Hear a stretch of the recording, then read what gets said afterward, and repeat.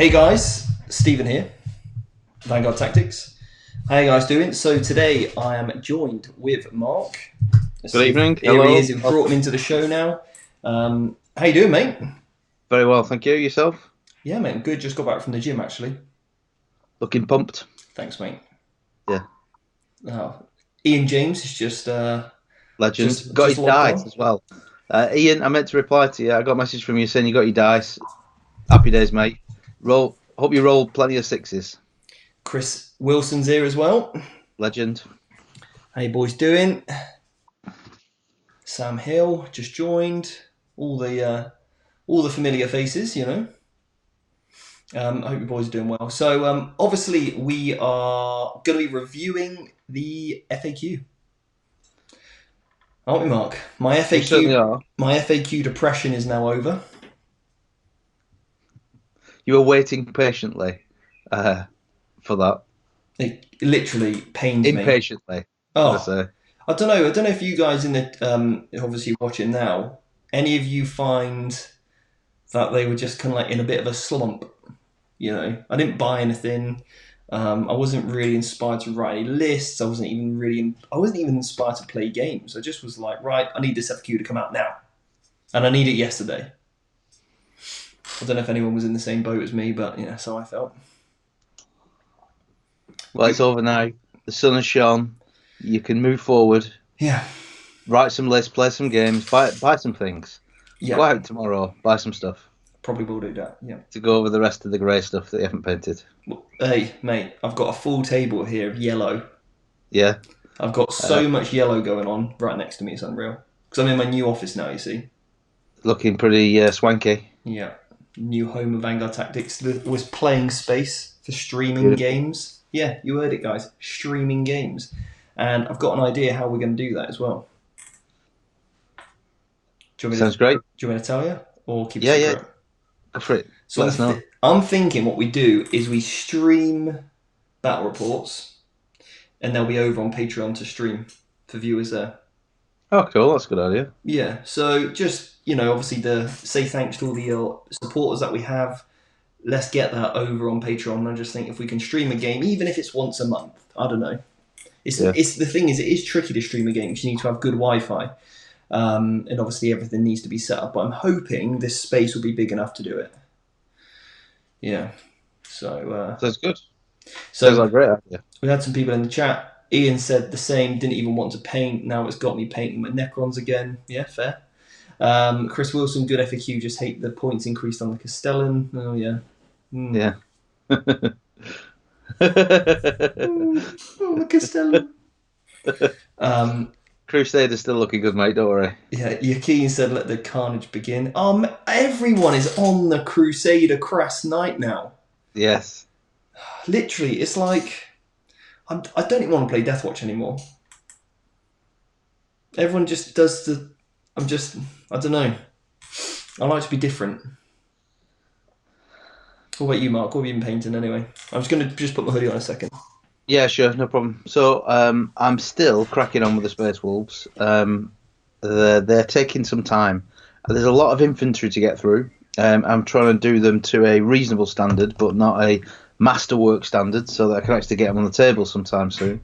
I've also built a few lists for them, so looking forward to bringing them on the channel and hopefully doing a bit of damage with them. So still 100% on Space Wolves. I'm definitely going to finish all the infantry apart from the HQs this weekend. So that's my target this weekend. It's going to rain in the UK. It's a 3-day weekend with a bank holiday. Oh yeah. The wife's away. This is going to be a hive of activity. Yeah, Heaven. it's a painting hive of activity. Nice. Yeah, quality. I'm just going to put my hoodie on a second. Yeah, Nice. cool. No, buddy. Obviously, as we'll go into the FAQ in a moment, I'm going to need a new Aeldari list. So I've been working on that over the past couple of days since it's dropped. I've got 4 Aeldari lists in the pipeline. Yeah. I'd like to try a few of those out over the next coming weeks, see if they're as potent as the previous incarnation. Nice. What Nice. about you, buddy? You've been painting the AdMech. Yeah, I've been well, I painted a Harlequin yesterday Okay. because I'm just like, oh, I'm just so torn, guys. So help me in the chat. Do I go? I've got an ITC event coming up. I've got 3 options in life. Okay, those 3 options are: option number 1, win best in faction for Harlequins this season. Could do that. Win best in faction for Deathwatch. Or option number 3, win best in faction for AdMech. So which one do I go? Harlequins, AdMech, Deathwatch. And you've got to be pure now for ITC, haven't you? Yeah. You've got no allies, I don't think. No. Well, AdMech are allowed a knight, aren't they? They're allowed a single knight because knights are Yeah. in their codex. Yeah. So could do that. Deathwatch would struggle to do well, but because they just can't. They struggle to kill knights basically without a knight. Yeah. But we can obviously get into that shortly. So yeah, guys, let me know. Should I go AdMech, Harlequins, or Deathwatch? Happy days. I think that you may make people seasick if you don't sit still. Sorry. So that chair needs some breaks. You see, you're all amped up from the gym. You see, you're still pumped, ready for the next set. Got my knee is through the roof and just burning so many calories right now. Because if you didn't know, guys, this year I'm going to be competing in a bodybuilding show. Hopefully, add a few more trophies up there. Got plenty of room for more trophies. So yeah, I'll be competing in Warhammer bodybuilding same time. Sounds great. Dual sport, dual athlete. I like to call it. You know, dual athlete. Yeah, like a triathlon. Yeah. Yeah. I'm not sure which one's harder. Yeah. Anyway, so Mark, what are we talking about today? We're going to talk about some fluff, some books that we've read, some just nice things, you know, like I've read some real good Space Wolf books. No, that's not it. This one. Oh, very nice, yes. This one. Back on the I'll borrow that, actually. It looks pretty good. No, it's the big FAQ. You've been waiting for it. You've been salivating. I have, and it's finally out, guys. It's finally out. And it's absolutely massive. And it's going to be brilliant. Okay, yeah. This is it, guys. The big FAQ is here. We got Gandalf's in. Yeah. Legend. Yeah. Boromir, Smeagol, they're all the gang. You know, they've been added in, points and everything. Everyone thinks I should play Harlequins, by the way. Pretty much. Everyone's voting Harlequins. Go for it. No, we'll see. I'm not sure. Harlequin's in such a weird place at the moment. Such a weird place. So FAQ, what are we talking about? The FAQ. What we're going to do is, I have, believe it or not, written some notes. The FAQ was that big, a hitherto unseen level of preparation from Vanguard Tactics before on these VT Lives. I have written up a high-level overview of the changes and introductions that the GW have made. So what we're going to do is we're going to go through them one by one. Yeah. And I'll introduce them, and then we'll have a little bit of chat about them. We're going to talk about how it might affect people playing those in their armies, or change things, maybe change tournaments, whatever. You know what I mean? So the plan is, let's go through it. The document is massive, and there's loads and loads of stuff in it. So we're going to go through the big stuff, but I must have 15 different things here for us to talk about. So there might be some small things that we don't go through in detail, otherwise we'll be here all night. So let's get started. The first one, the headline, the front page, is that the Castellan has gone up 100 points. Yeah. How do you feel about that? Oh, I love it. Yeah? Absolutely. I have lost more games than I should have because of a Castellan. If the Castellan he can literally, and I think he can't be particularly great to play against or play with, because you sort of live or die by your sword in a way. you're just going to be, in a sense, if you roll hot, you destroy everything, and if you don't, then you destroy nothing, and you've got not much else then to do with. So yeah, I think it's just going to be one of those that the less we see, the better. I think it will put a stop straight away to the 3 Castellan list, because, well, the points is obviously one thing, but what's the next thing about the Castellan, Mark? The change to rotate iron shields. Yeah. So the basically, and if I understand correctly, this is for all knights. You cannot have any more than a 4-up invulnerable save. So no knights on a 3-up invuln. Yeah, basically, yeah.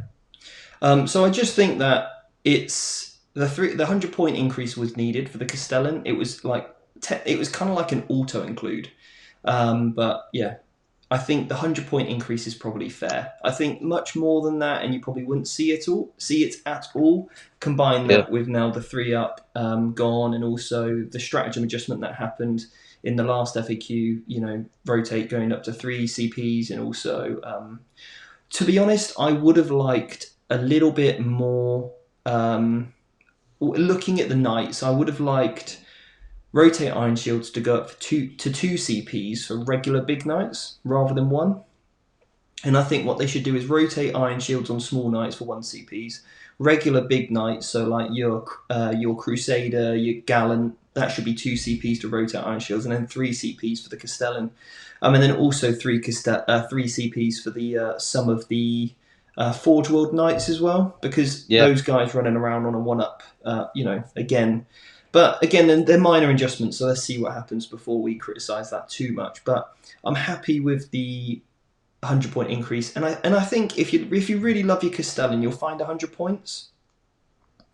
So, like for example, and I know this has been mentioned on another podcast I've listened to. A lot of the people that were taking a Castellan and an assassin, just drop the assassin.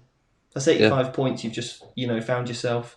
Because assassins aren't devastating, they're very hit or miss, and now they've gone up to 2 CPs, so I'm already leaking some of the other FAQ, but they're just so combined. Drop out the assassin, keep your Castellan in, you won't even know the difference. But I have found a way to reliably keep your knight on a 3-up save, averagely. So my theory is, obviously, if I go Admech, you can do a couple of cool little tricks. So you can take a relic on a knight for a 2-up save. And then what you can do is choose your canticle to give yourself a cover save. And you for 1 CP, you can carry that over to a knight within 12 inches at the start of the battle round. So you can give your knight essentially a 1-up save. So you get a 2-up save plus your cover. That's a 1-up. And then most obviously weaponry that's pretty decent is -2, -3. So you're going to be on a 3-up save or a 4-up save, and that's without rotating or anything like that. That's just stock armor save, which is pretty cool. Yeah. You obviously have to forfeit, taking another relic like the Headsman's Mark or the Avenger Gatling Cannon, but I think that's a good cheeky little tactic just to keep your knight more survivable. And obviously then for 1 CP, rotate up to your full bracket anyway. So I think the knight's still got play, especially in Admech. And again, that's another reason to bolster Admech a little bit. So that's a kind of like a cheeky little buff for them, which not many people have spoke about, but I think that's good to keep them a little bit more survivable, perhaps. Yeah, sure. So you I take it you couldn't do that if you're running 3 knights. It's like you're having 1 knight in an Admech list. Yeah, so you can take 1. Well, you could, but basically you'd have to spend a CP for every. But then there's only 1 relic where you can give it a 2-up save. Okay. So it's only going to be on one knight anyway. But then what you could do is if you're running 3 knights in an Admech list, you wouldn't be pure Admech, obviously, but you could still soup it. So what you could do is go one knight, give him the 4-up invulnerable save. Okay, so let's say you say that your Crusader's got the 4-up invulnerable save warlord trait. Another knight you might give the Headsman's Mark or something, I don't know, relic, and then maybe on a Gallant give him the 2-up save. give him the cover save then as well. So he's got a 3-up, 4-up, rotate on the guy that's got a 5-up to a 4-up. So then you've basically got 3 knights with a 4-up save. The other thing which is quite nice, which I quite like, is House Morton. So House Morton have a warlord trait. If you're outside of 18 inches, then you're -1 to hit. So that's an option. I'm thinking about running that. It means that I'm Imperial, so I won't be able to... if I was to run it with, let's say, my Deathwatch, for example, could be quite cool. You could have a -1 to hit knight. So you don't get the 3-up, but you'd get a 4-up and you're -1 to hit. So that's quite nice. So there's ways and means, guys. Like, it's not all over for the Castellan. It's not going to be gone. It's just a case of, you're going to have to think a little bit differently. Choose options. And that's the great thing about the game. That's already, I've looked at 3-4 different houses than just Crest. Because there are other options. There's another one that is really good at multiplying hits and giving out multiple wounds. So, some cool stuff there. But I'm happy about the change, basically. Got you, okay. So, in my opinion, the 3-up change to go to a 4-up is really good. Yeah. I don't play knights. I have played with a knight, with the Space Wolves, but I think that they are incredibly tough to bring down at a 3-up invulnerable save. Yeah. Playing against them, everybody had stacked a lot of super firepower in their armies for the knights coming along because knights were so prevalent. I think this makes it a bit fairer. And what I would say is I think a 4-up invuln save is still brilliant. Yeah. It's still a great save. Obviously, I run Prophets of Flesh for Drakari. 4-up save across the army is superb. Talos, 7 wounds. Super resilient with a 4-up save. So I still think there's plenty of mileage in it. It's not like, right, throw the knights out. They're still great. They're still really tough. Yeah.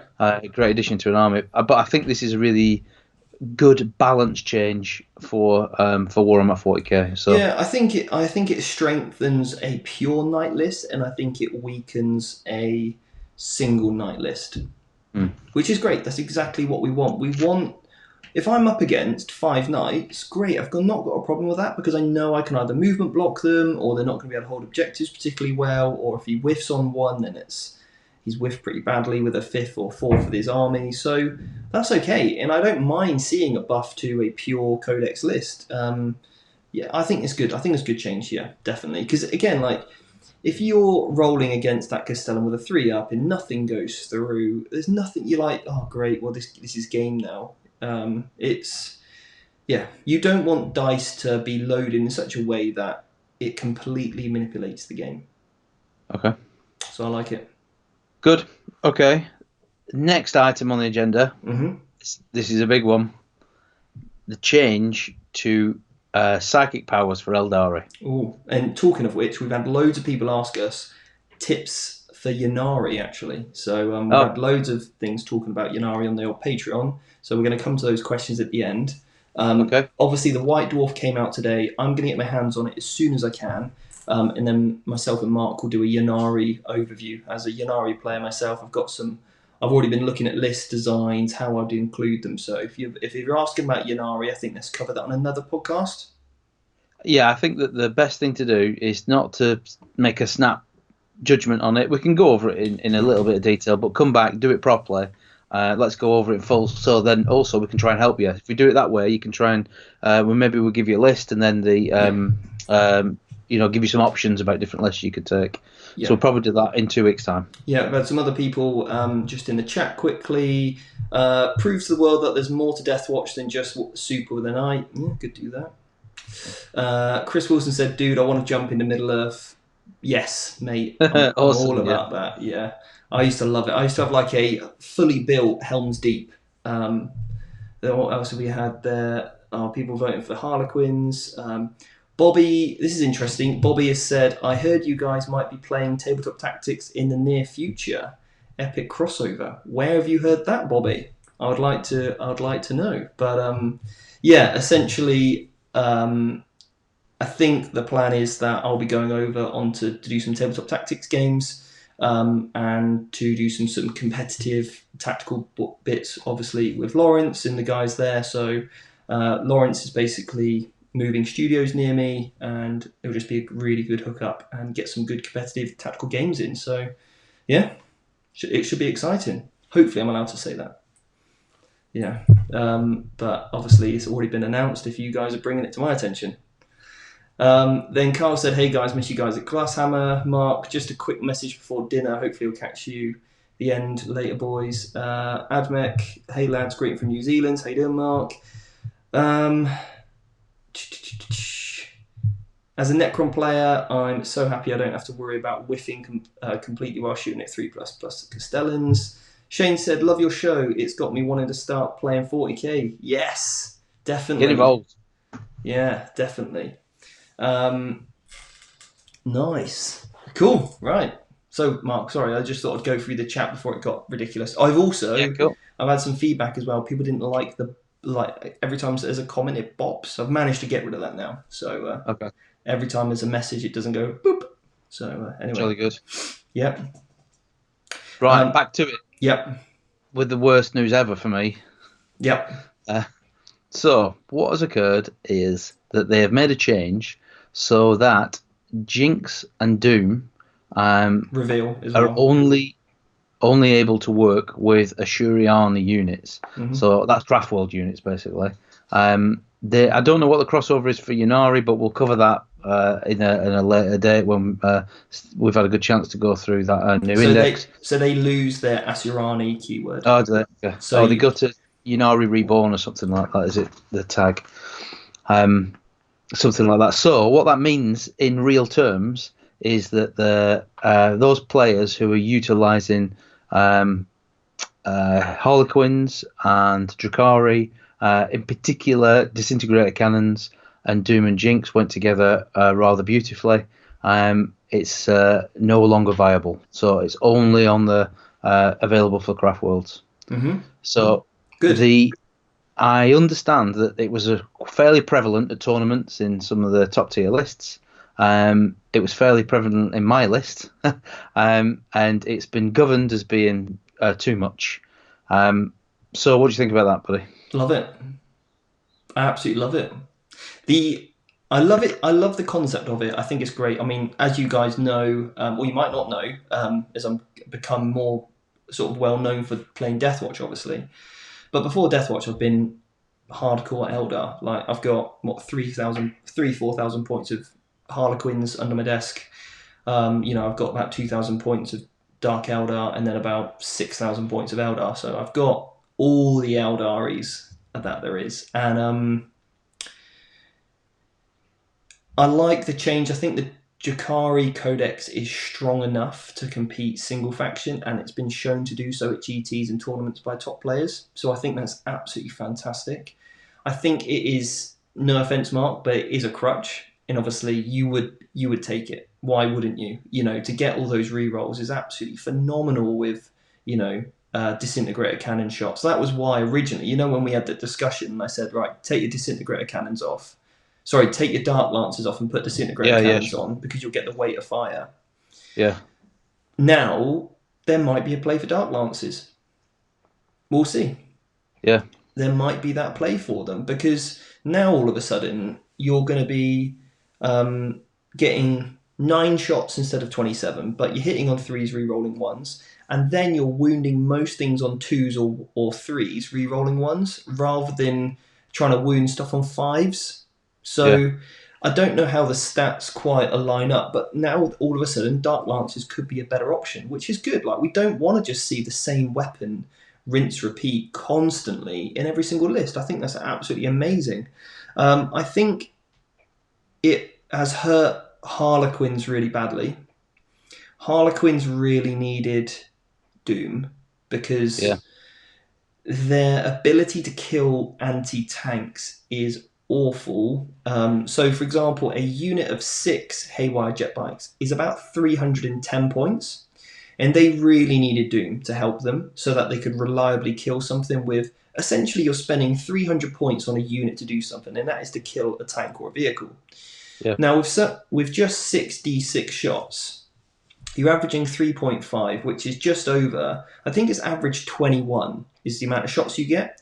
Now Yeah. you hit on 3s, okay, or if you advance, you hit on 4s. So let's say it's 3s. So now you're getting 21 hits. That goes down by a third of that is 7. So now you're getting 14 going through. So now you're going to roll maybe, half of those could be a 4 up. So you might, you're going to do some damage. You might do between 10 and 14 mortal wounds to it. If you've had that many hits, you'd have about 7 to 12 mortal wounds. But you're paying 300 points for that unit to do it.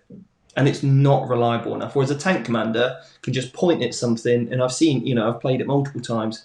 Tank commander pass, a couple of 100 points, so it's 100 points less, and he can just go, Helverin, yeah, you're dead. So for that ability, they really needed Doom to do it reliably. So now if you want to do something reliably, you need another unit that's 620 points to do something. So I think, obviously, you have to imagine that the rules are written in such a way where if I was a rules designer, I'd be like, okay, cool. So they would have designed that with some intent, I can imagine. So now what they need to do is go back to the Harlequins Codex and see, right, what else needs to get done? Because their fusion pistols are pretty awful. Just because it's so easy, especially, well, maybe now with the 4-up and Invulnerable Save, that changes the odds slightly with fusion pistols, but you've got to really be able to kill anything with a tank with Harlequin. So they've suffered probably more than Dark Eldar, to be honest. Yeah, I think there is. I agree with you on that for sure. I still think there's good builds in that Drakari Codex. Yeah, exactly. Yeah. I think there's real good builds. I'll be honest with you. Which cult now? Great. Yeah. The Coven are still Strong. very strong. Yeah. The reason that I went for the Craft World Psychic support in my list was because the previous list didn't have it, and I was struggling to take down knights. So when I was coming up against knights, I couldn't really deal with them, and I was using bright lances and things like that. So now that there's been a change to knights, then actually it doesn't feel as bad. If knights were still on a 3-up invulnerable save, I would have been mortified. I would have been struggled to have the tools to deal with it. Well, if you think about it logically now, in a way, you are actually, although you've lost Jinx, they no longer get the 3-up, so it's kind of a wash. So you're in the same place. The only power you've lost is Doom, really.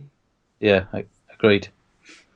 So you're actually still on the same kill, but now it's just going to be, am I going to kill a knight in a turn rather than I'm guaranteed to? So I think that's good.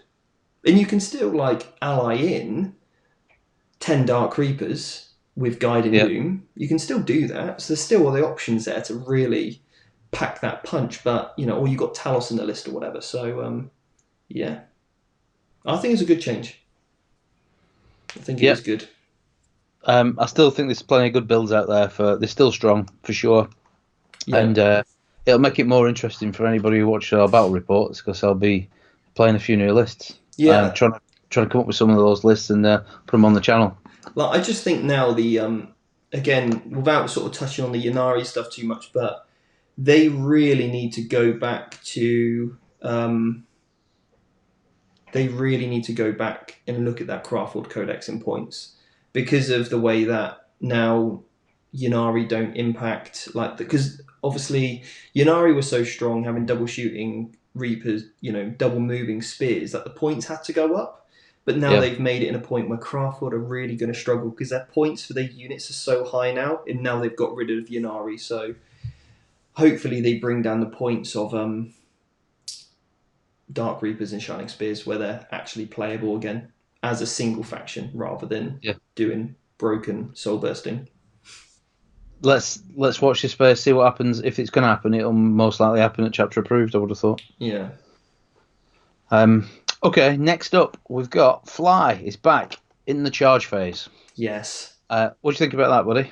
Good. I think, again, it now makes Blood Angels playable. Yeah. So I think that's a welcome change. Again, helps the old Harlequins, which is good. Other things like Wraiths, I think it helps them. Demon Princes, Magnus, Morty, fantastic. Like Custodian Bikes, great. We'll start seeing these units again. Well, I haven't seen a Mortarion on the battlefield in ages. Why not? Because he should be jumping over units. He's not going to care if, I don't know, like a Ripper swarm is in his way. Do you know what I mean? It's ridiculous. Yep. So it's great that they saw that error, and now they've adjusted it, which is, I think, fantastic. And I think hopefully GW will learn from their kind of mistakes, or not mistakes, but I think they were a little bit heavy-handed with it. So if it was me, it'd be like, right, people are doing broken stuff where they're deploying on the top of a building, just falling down, and all of a sudden they're making a 1-inch charge. They didn't want that to happen. Yeah. But jumping over units, they didn't mind. So what they should have done was a minor adjustment of just one thing. Right, you can't jump over, obviously, terrain. But I think then, if that still wasn't the fix, then go the whole hog and say you can't jump over. So hopefully what we'll start to see in these FAQs and chapter approved is that we'll just see these minor tweaks and adjustments, which is cool. But yeah, it's good. I think there's a lot of more playable units now. Bikes, again, like jet bikes, fantastic. You know, dare say it, but there could even be Death Company back on the table. Who knows? Or a Vanguard veteran squad. Yeah, we all love them. No one plays them.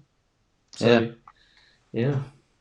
I think it's a great change. I think that the original change was designed to stop people making those 1-inch charges or no-inch charges, as you said. Yeah. And what they've done is they've looked at it and gone, I think actually we've gone a little bit too far. We've done a bit too much. We didn't need to go that far. We'll pull that back. You can still fly if you've got the fly keyword in your charge phase. Like you listed all those units, in particular, you know, custodian bikes and shield captains, that sort of thing. That's I know that people who run those lists have really struggled. So I think it's fantastic. Great change. Well done, guys. Like total success for common sense. No, I love it. Absolutely brilliant. Another item that is this connected? No, I'm gonna move on to this as a separate item. So one of the changes they made was units disembarking from a destroyed transport can't charge. Mm-hmm. It's not a massive change, but I think that and I've not come across this. I think people were using it as basically were charging with a flyer, or with something like a fly keyword that had items inside it, getting destroyed in Overwatch, then disembarking up to 3. And then making a charge in the charge phase. So, you know, they were much closer, if you like, that sort of thing. So they've outlawed that. I'm not certain that I'm not certain on this. I just have to read this exactly. If you're in a transport and it blows up in your regular turn or in your opponent's turn, then I take it you can then charge in your following turn. Oh, you'd be able to charge in your following turn, yeah. Yeah. It would probably be because basically when you deploy out of a transport, you don't have to be wholly within 3, you just have to be within 3. So what that means is, as long as a smidge of your base is within 3 inches, then basically you're kind of gaining an extra 4 inches. So you'd only need to make a 5-inch charge. But I don't know. I don't really think it's gaming to a point, because not many transports. So let's say, for example, a transport came out of Deep Strike, right? Yeah. So let's just say you put a Wave Serpent in Deep Strike, and you had 5 Wraith Blades in there. Yeah. That's not going to blow up to Overwatch, because you've just come down in your turn. So that's not really going to blow up. An Ork vehicle has probably got the movement to get close to your lines anyway. They've never really struggled. I don't know. I'm not really bothered by it either way. Yeah. I think it. Yeah, I'm not really bothered by it, to be honest. So I have to agree with that. I've not come across it at all. Seems like a fair rule. Seems like common sense to me. Yeah. Yeah. Okay. Do you want to go through the chat? Have we got anything in there? Any questions? Yeah, so Brian said, I think the FAQ is balanced pretty well. Good. Sam said we need to chapter proof to fix a point. Yeah. Looking forward to seeing upcoming top armies with Ynnari and Castellan nerfed. Yeah, definitely. Harlequins will be a big thing this year. But will be if I take them, I tell you. Oh, yeah. So there are some huge combos now. I'm surprised shield drones weren't nerfed, though. Yeah, potentially. Yeah, shield drones. Maybe if they have 5 up and vulnerable save, 4 up's pretty strong for them, I think. Chaos Rhinos with Combi Plasma. Target something with negatives to hit. Blow up. And then out comes the Khorne Berserkers. I suppose, yeah, if you roll a 1, yeah. Would that make a difference? I don't know. It probably just gives you an extra 4-inch movement, but you could have done that anyway, potentially. I don't know. Jared's just joined. Yeah, cool. Jolly good, okay. I think the problem was basically vehicles with plasma overcharging to blow themselves up. I actually think that should be, in my opinion, a change to plasma should take you off 1 mortal wound, not slay the vehicle, because that's ridiculous. If a plasma gun slays a tank, it should just be a mortal wound. And it's same for characters as well. I don't think all you're just overcharging for an extra point of damage. That shouldn't be worth slaying your models. It's like Mephiston's running around with a plasma gun. He's never going to use that on overcharge. So, yeah, it should just be 1 mortal wound. And Hellblasters as well. That's the change that's needed. If you roll a 1, it's a mortal wound. Or plasma should go up to flat 2 damage, and if you overcharge, it should go up to 3 damage. It's got to be worth the risk to overcharge. Yeah. Yeah, sure, and it's not at the moment, is it? No. Derek said, have we gone over Deathwatch yet? No, we haven't. We haven't gone over Deathwatch yet. Apparently that is a big nerf, the Deathwatch, and I've got a fair few things to say about it, so we'll cover that. Okay. Right, I'm going to introduce the next one. This is a major change. Mm-hmm. GW have introduced the aircraft keyword. Yep. So what that means is that the change to flyers with the aircraft keyword is that you basically can't move block. So yeah, how do you feel about it? It's not enough. It's not enough, you say? It doesn't really move block anything. Sorry, it won't stop movement blocking. So you can still movement block with a plane pretty reliably. It won't stop a unit of guardsmen that can move. It won't stop, I don't know, like Gene Stealer Colt. Like Gene Stealer, sorry, which are Kraken that can advance 3d 6-inch, pick the highest, double up, 1 up. That's what it's not going to movement block. What it is still going to movement block is a Knight. It's still going to movement block 30 Orcs. It's still going to movement block all the things that it wanted to movement block in the first place anyway. And you're not worried if you movement block 10 guardsmen. You're worried. You're trying to movement block massive stuff because yeah, you can move over the base, but every model has to clear it and can't be within an inch. Yeah. So if you're that Eldar player, all you're going to do is go, oh, what's your movement, mate? Oh, 6 inches. Okay, cool. Well, I'll just hang back here. Yeah, you can't. So you can movement block them rather than going like an inch away, so you literally stop them. They'll get an inch or 2 inches extra, but they're not going to be able to. So like Jared said here, you just can't get across the base with a standard movement. You're going to have to advance. And you're going to have to roll extremely well to do it. Otherwise, you're still going to get movement blocked. In like a Knight, he's got a 12-inch movement. So you just go, right, what's your movement, mate? Okay, 12 inches. Okay, well, cool. What I'll do is I'll just say 8 inches away. Because then if your base is like 3 inches, then he's only going to get, 8 inches movement rather than 12. So, yeah. So you don't think it's much of a change? Not really. I don't think the aircraft. The only other, I don't know if you're going to bring this up, but the only other thing that is a slight nerf to the older aircrafts is that prepared positions doesn't work on them anymore. Oh, okay. So you're not going to have Eldar vehicles with like 2 up armor saves, for example. Okay. So that's good. That's a help. Yeah. But the Eldar flyer list is literally probably the only list you're going to see reliably. Yeah.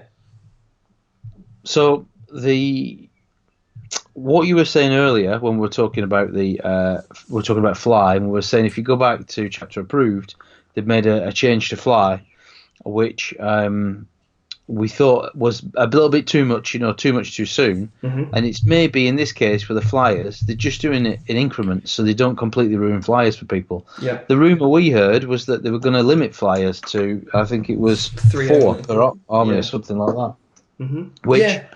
ruined sort of air wings and things like that. So I'm glad they didn't do that. I don't know. But Even if you had 3 flyers on the table, I think that's still enough. yeah, Because otherwise, if they would have said 0 to 3 aircrafts only, I'd have been pretty cool with that personally. Because I don't know, it's apart from Eldar flyers, how many other like complete air wings do you see? not a lot. No, not really. Uh, can think of any. I've seen one with Necrons before with the Croissants.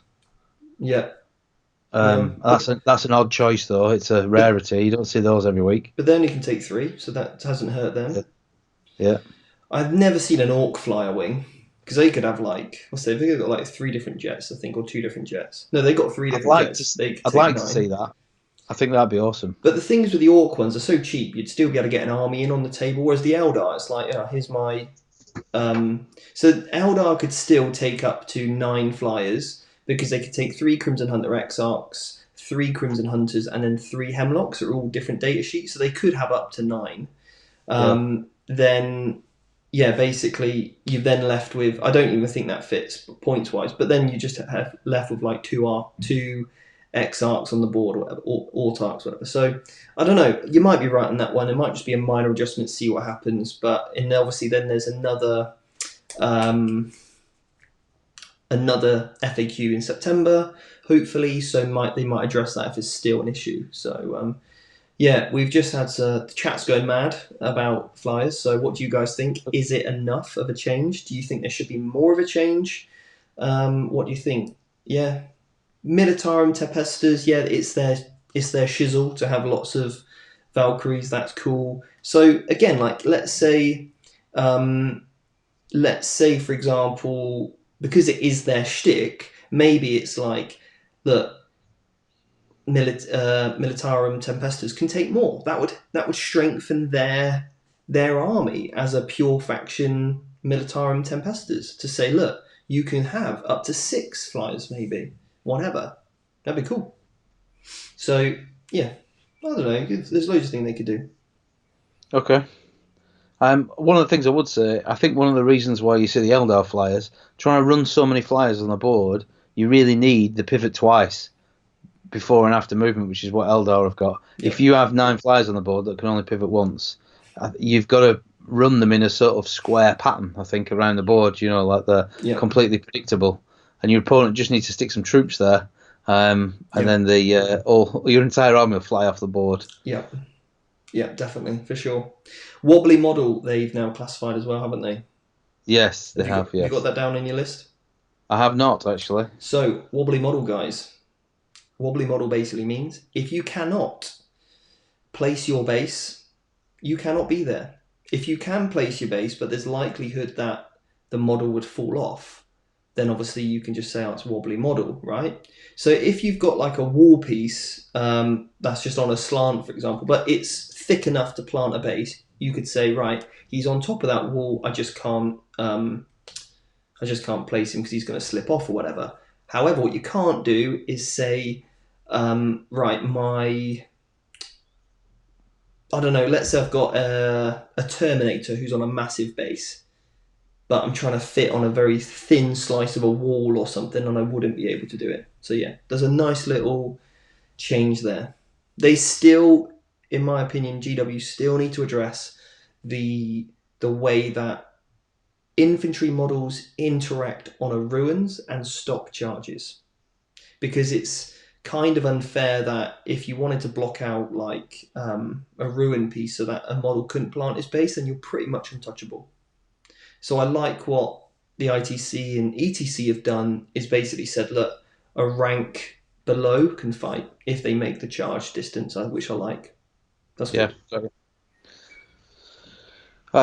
Okay, so the next item on the list is, and this is, I would urge you guys to go out and check the FAQ out in detail because there's so many bits in there. But there's been classification on deep striking and redeploy, and they've gone through it in fine detail, and they've given examples of which stratagems are classed as redeploy.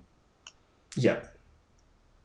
What's that relic you've got in your hand there? Guys, I don't know if any of you can name what this is, but there'll be a prize for the first person that can name what this is, okay?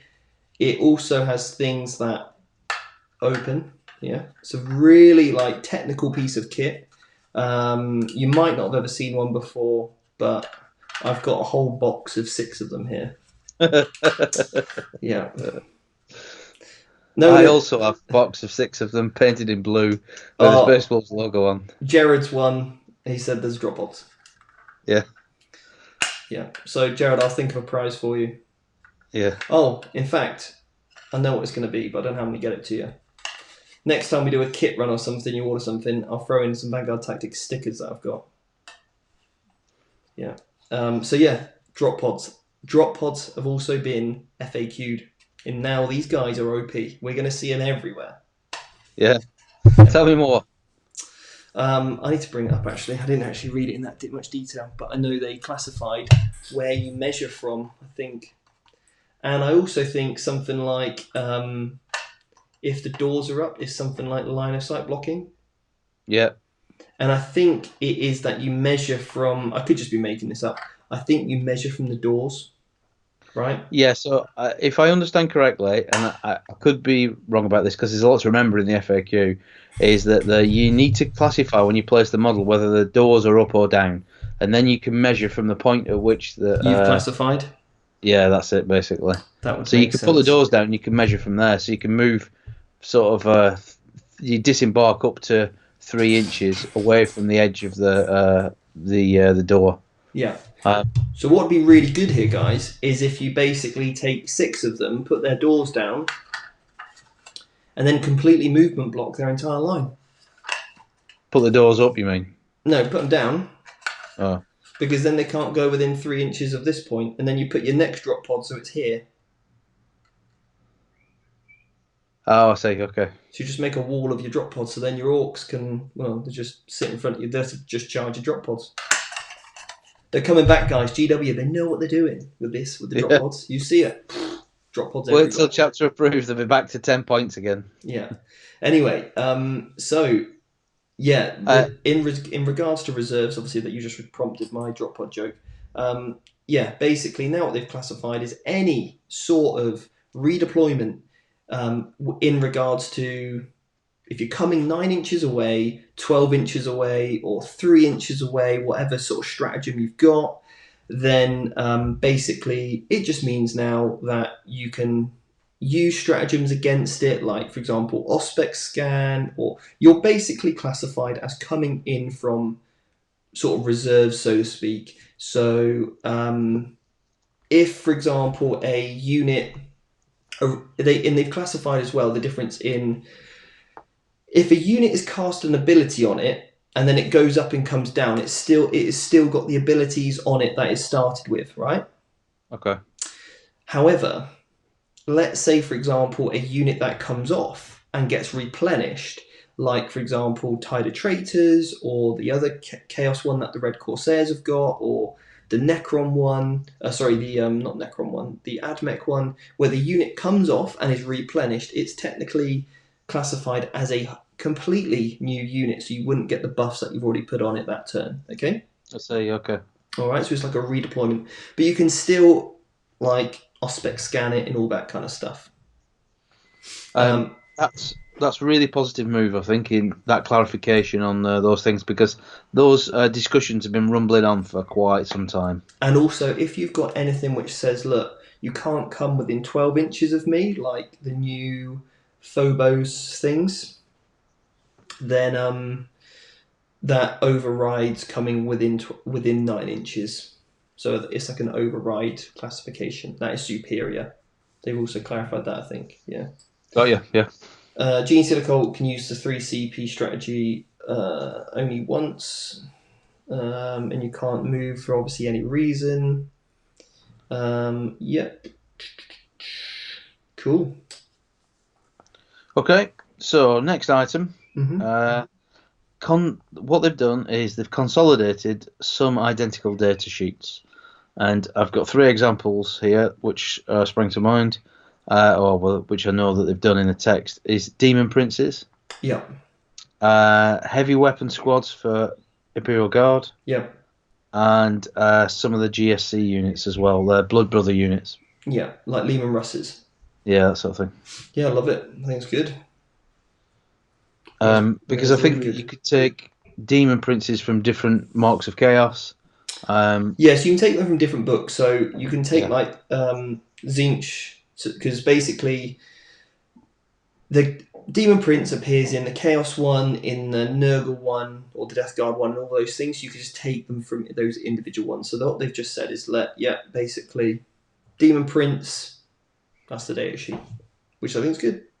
Yeah, I think that's good as well. Keeps it in line with everything else.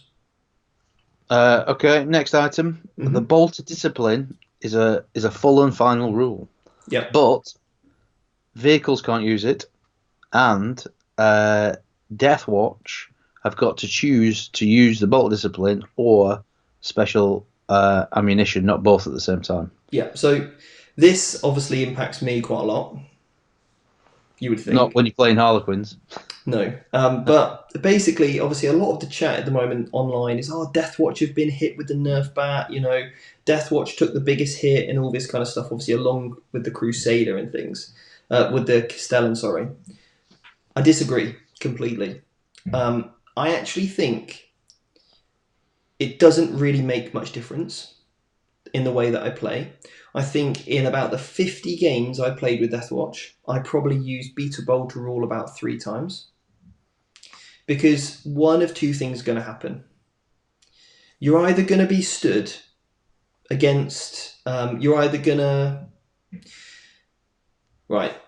When it comes to Deathwatch, most people play it in the exact same way. Okay? They put 3 units in Deep Strike, all 3 drop down. So where are you? You're 9 inches away. You double tap anyway. So the beat the bolt rule doesn't even matter. Right? So you're still double tapping. You're still getting 4 shots with your special ammunition. Great.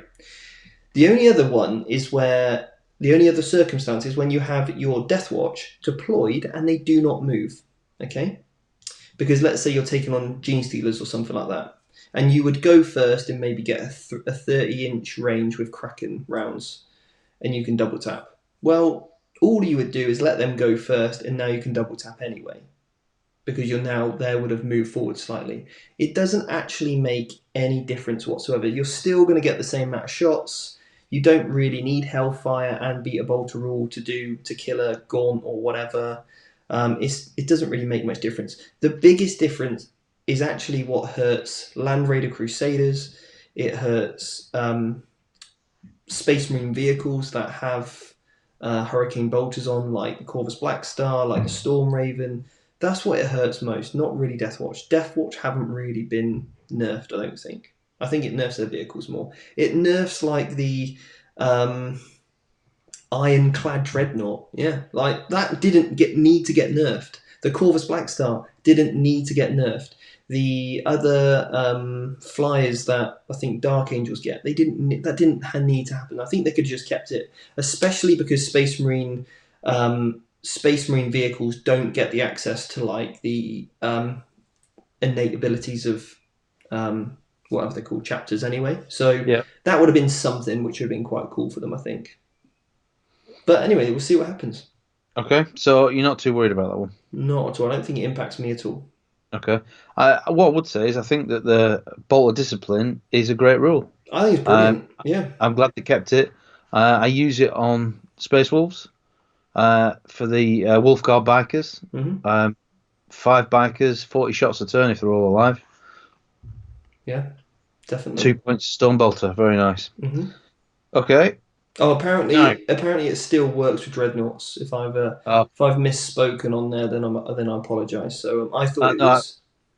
the Dreadnoughts keep it. Yeah, I remember. I remember reading that now. So thanks, whoever that was that jogged our memory. Thank you for that. Appreciate Yeah, it. I just thought because they had the vehicle keyword, they would have lost it. But obviously, yeah, it's not right. Yeah. But anyway, there's only Uh, one dreadnought I think with hurricane bolters. So yeah. Next item on the large FAQ agenda: assassins. Summoning an assassin is now 2 command points instead of 1 command point. Yeah, and How do we feel? also you can't if you run a unit. So if you run a detachment of assassins, you can't then summon on top of that as well. I see. Okay. So it's kind of one or the other.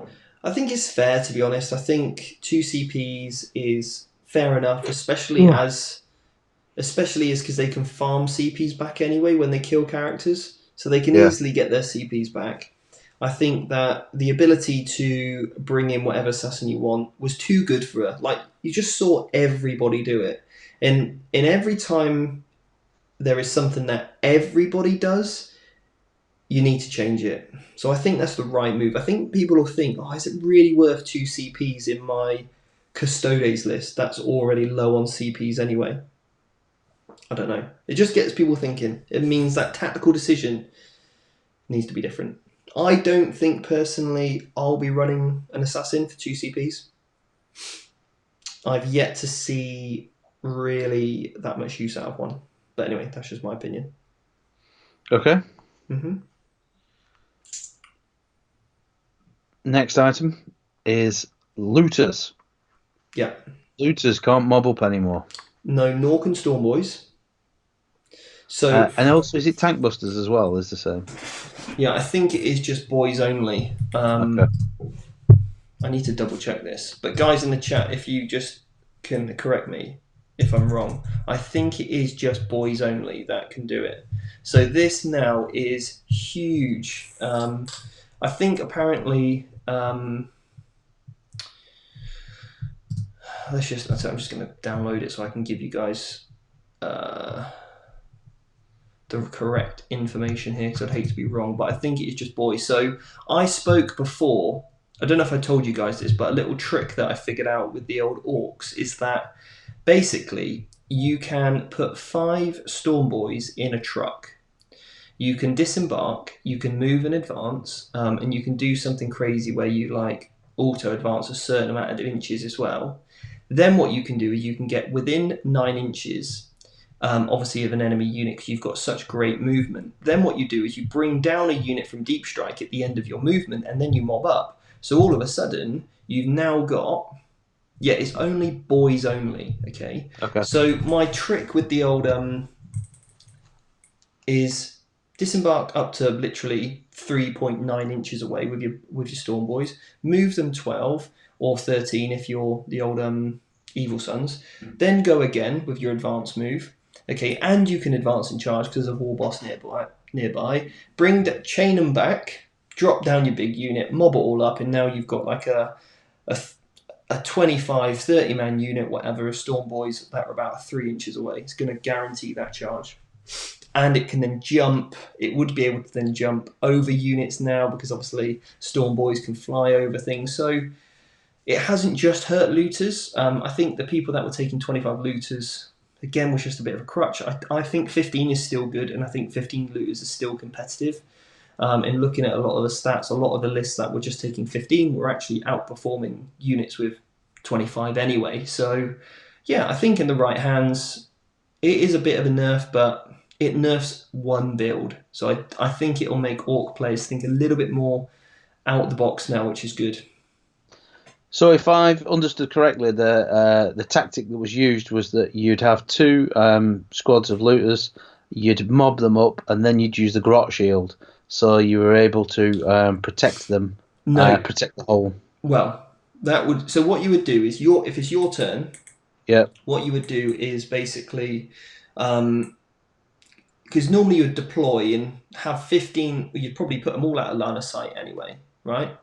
Then what you do is you mob up a 10-man and a 15-man unit. So now you've got a Yeah. unit of 25. You then jump the entire unit of 25 anywhere you want so it can get line of sight and range, right? Yeah. And you'd have obviously pre-planned your grots in front anyway. So then, or they would have been hidden moving forward, so now they're hidden behind them. Then what you do is you spend 2 CPs to, or basically you roll how many shots do you get, okay? So let's say it's a 2, so they get 2 shots, a 3 or 4, so you get 2 shots each. And that would affect then the whole unit, so if you needed to spend a re-roll, it would affect the whole unit, and you're looking for that, 3 shots each. Then what you do is you go Daka Daka Daka, 2 CPs, then 5s and 6s explode basically. You're re-rolling 1s because you're bad moons. So that affects the entire unit. So 25 guys are now re-rolling 1s. They're exploding 5s and 6s. They always hit on a 5 and a 6. And then what you spend is another 2 CPs for the whole lot of 25 to then shoot again. So It's a lot of CPs, but I imagine it's devastating. But orcs can spend all them CPs because they're taking a lot of grots anyway. So their characters are super cheap. So most orc lists should be running triple battalion at least. So yeah, they've got the CPs to burn. Yeah, so you're 18 CPs. So I just think it will just make it a little bit better now. Yeah, I think it's a good change. Okay, good stuff. Next item on the ever-growing list of items on this massive FAQ is that GSC took some changes. So the big one, I think, is the change to Psychic Onslaught. So basically, Perfect. Psychic Onslaught. Sorry, go on. I was just saying I love it. Yeah, so Psychic Onslaught, this happened to me when I played Downright recently, was it's obviously psychic power, which could basically, with the leadership debuff, you could take down a knight straight away. You weren't able to roll the dice as the opponent of the GSC to be able to get a roll off, which, you know what I mean, you could get a number on dice that you could stop it occurring. So, they're taking mortal wounds every turn. It was, I believe this is a good change. I think it was a bit overpowered, and it's now on your opponent. If your opponent rolls a 6, it stops it. Yeah, I love it. I think it's good. Yeah, there was talk of limiting it to 6 mortal wounds or something like that, but that's now they've gone this way. I think that's just as good. I think this is common sense. Yeah, I mean, again, if it's me playing, I'm still going to lose my knight to it because I'm never going to roll a 6. But hey, Indeed. I'll just have to lose that match. It's fine. By the way, guys, my jokes about dice is just an ongoing joke, all right? Yeah. Okay, so there was a couple of other things for GSC, but fairly minor. But that's the big one for those guys, I think. Yeah. Still a very powerful codex with a lot of tricks in it, though. Yeah, and there's people are still figuring it out, right? So give it about 3 more months, new builds will come out, and yeah, it's cool. There is one change which I've heard about very briefly. Maybe you can tell me a bit more about this, Stephen. Yeah. Is that, because I don't know about it in detail, is that there's been a something has happened that has hurt Grey Knights even further. Yeah. Well, 2 things, yeah. Yeah. What do you know about it? Well, number 1 is that their Grandmaster Dread Knight that could have got a 2+ invulnerable save can only be a 3 up. Okay. And also now, obviously, their Crusader that could, I don't know, gate or whatever, or is going to lose its Beta Bolter rule. I see. Okay. In Storm Ravens as well, that they can take are obviously going to lose their Beta Bolter rule, but it's not like, the thing is, the Grey Knights, they just need a rewrite, basically, I think. It's not really gonna, like, going from a 2 up to a 3 up is not gonna be the difference between you winning and losing a game.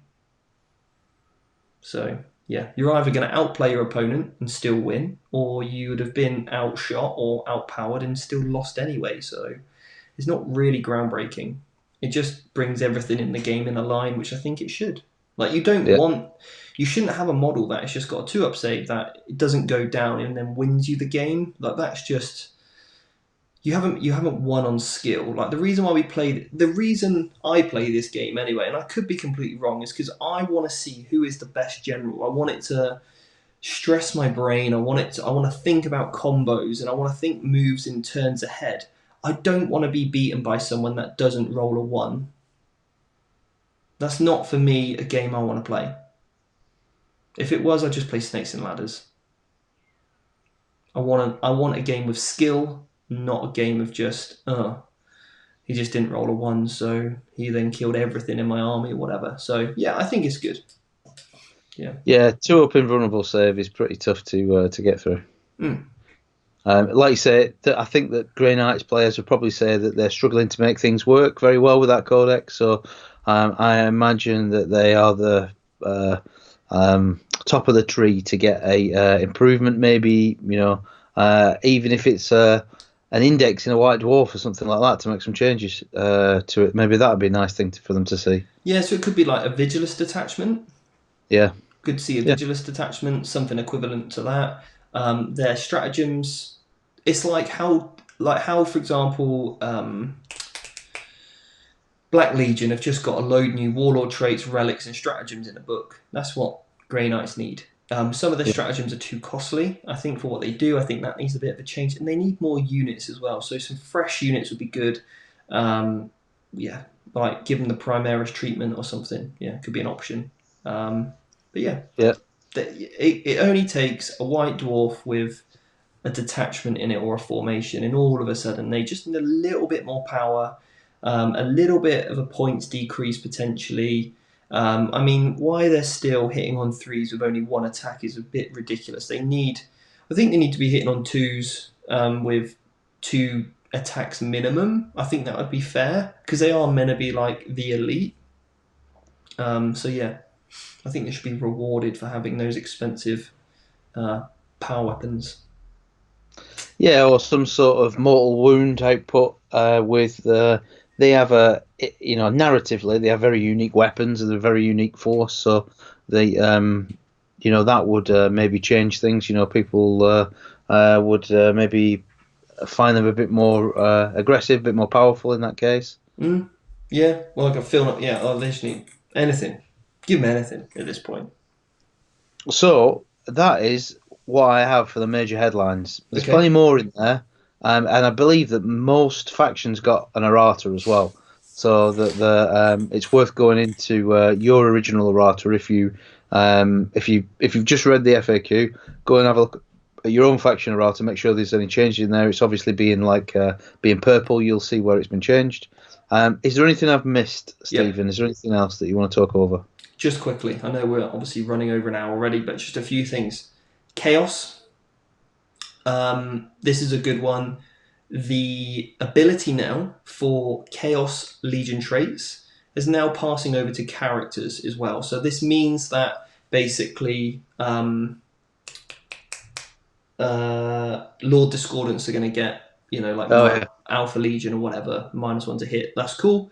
Also, then things like the Traitor Legions, like the Renegade Traitor Legions, like the Purge, have to be Nurgle. So make sure if you're playing someone, that opponent, they're using the right mark. So they have to be from there, which I think is cool and fluffy, which is great.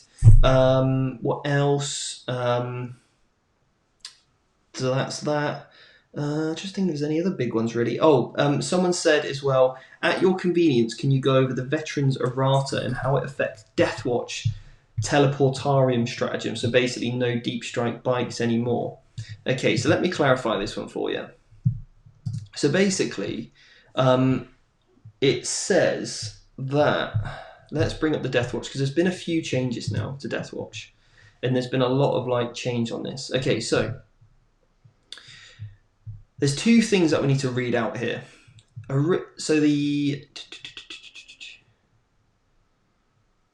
Now this is interesting as well. There's one thing which is interesting. In a unit with a mixed, before I go on to the main one you've just said, Derek, In a unit with a mixture of different model types, if not every model has a certain keyword such as Phobos, Mark X, or Gravis, is that unit considered to be with that keyword?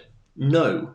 A Deathwatch unit, blah, blah, blah, is only if all the guys. Now, currently, as far as I'm aware, you are unable to use Phobos units. So that means that Deathwatch might be getting Phobos units soon, which will be cool. Also, there is another change that we missed big time just before I forget, is that they've now clarified that things like if you've got any reroll abilities from a character, that also works in Overwatch. So sometimes it says, you know, in the shooting phase you can reroll, but now that applies to Overwatch as well. Okay, got you. So there are some definitions there. You cannot use a stratagem in the wrong phase though, although a certain other stratagem brings it in as if it was that phase, for example. So that is something that you need to be aware of. But apart from psychic powers and all that stuff, yeah. So here we go. Teleportarium. Replace the second sentence with the following. For each CP spent on with this stratagem, you can set up either one Deathwatch unit that contains infantry models or Deathwatch dreadnoughts in a teleportarium instead of placing on the battlefield. So basically means that you can't put bikers down because... Now let me finish. Veterans on page 72. Replace mixed units ability with the following mixed unit.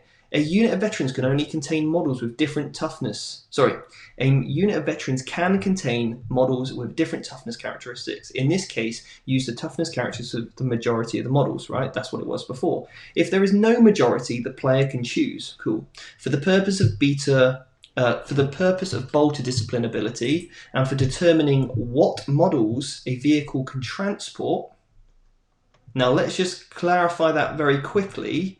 For the purposes of the bolter discipline ability and for determining models a vehicle can transport, Terminators have the Terminator keyword. Bikers do not have the infantry keyword and instead have the biker keyword, and Vanguard veterans have the jump pack keyword. For purposes of setting up or on moving through the battle, this unit is treated as infantry unit, even if it contains any biker units. Therefore, you can still put, that basically means the biker keyword does not count for setting up on the battlefield or moving through terrain, okay? So you can still put a biker, a Vanguard veteran, a Terminator in, you know, a unit of veterans and still put them in Deep Strike. I know there was a podcast debate on it and all that kind of stuff, saying, yeah, you know, Deathwatch took another hit. But when you read it very, very carefully, does that make sense, Mark? Absolutely, yeah. Yeah? Yeah. And someone's also said about, am I going to count the Deathwatch any differently? No, not at all. Like, just because the beat adult bolt rule I have to choose, like I said before in the video, it doesn't really impact me at all. I'm deep striking 12 inches away. I'm in rapid fire range, so yeah, it doesn't change much. So anyway, I think that's everything, guys. All the other questions that we've got on Patreon about Ynnari, so I'm going to cover that when I get the codex in hand and we do a Ynnari review. And we've still got to do our Chaos one as well, but obviously this one took precedent. Yeah, so the question to everyone is, also you can leave us a comment if you're watching this after we've finished recording, is what do you want to see next? So in 2 weeks' time, our intention is to do another live like this, Ask VT. We could do Chaos, we could do some builds, talk about that book, go through it, or we can do the Ynnari, or we could do the Ynnari after. So if you're in the chat, tap us a message now. If you're watching it after, you're interested, just put a comment, tell Chaos us what you want to do. Or Ynnari. Also, very quickly, guys, very quickly, tomorrow, tomorrow we release another video. It is uploaded to the Wi-Fi, a video on how to deploy part 3. I have edited, and it is on YouTube. Okay, and this is for Patreons. Okay, so if you want to see that video, and basically in this video it is the part 3 of the series that I've been doing. I talk about how to deploy and screen and where you should place and where you shouldn't place models if you want to prevent an enemy getting a turn 1 charge on you. So if you've got, for example, I use the example of a tank commander, where should you put him and why you shouldn't necessarily screen him.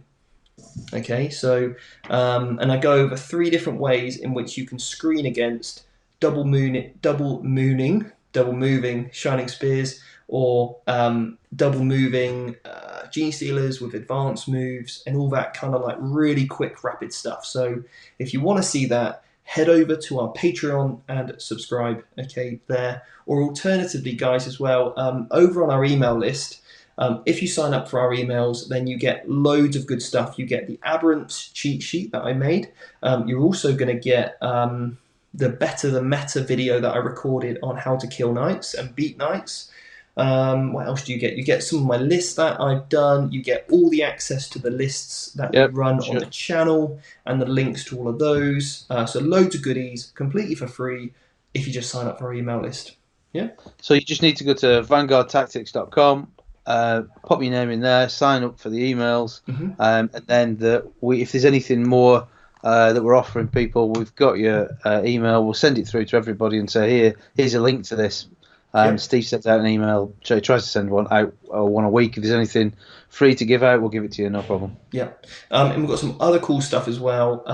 Soon I'll be interviewing Jim Vessel. Has agreed to come on, so I just need to arrange a date with him so we can talk through, like, we'll do another masterclass just like I did with Jeff on Gene Stealer Cult. So do watch those masterclasses. I want to get the best experts in the game talking about the factions that they love most.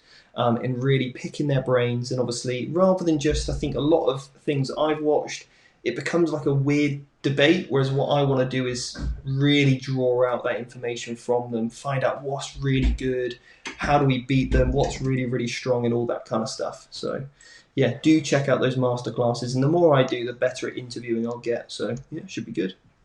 Super, sounds great. And I would ask everybody, if you're watching this live now or you're watching in the future, please do us a favour, just press the thumbs up button, like it, and also subscribe. And also, if your mates are into 40k, your local club or whatever, tell them about it. The more subscribers we get, the more power we've got to get better people on. We've had awesome to get Jeff on. It'd be great to see Jim on as well. And then we're going to get a load more guys as well. So it just helps us to be able to do that. So I really appreciate that if you could do that for us.